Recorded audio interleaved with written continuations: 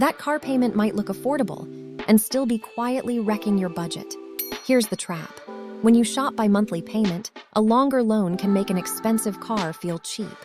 In Q2 2026, the average new car payment hit a record $777 a month.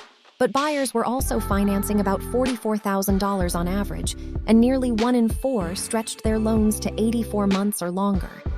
That lower-looking payment can hide years of interest.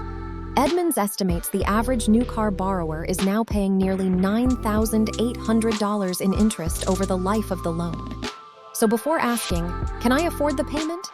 ask 4 better questions. What's the out-the-door price? What's the APR?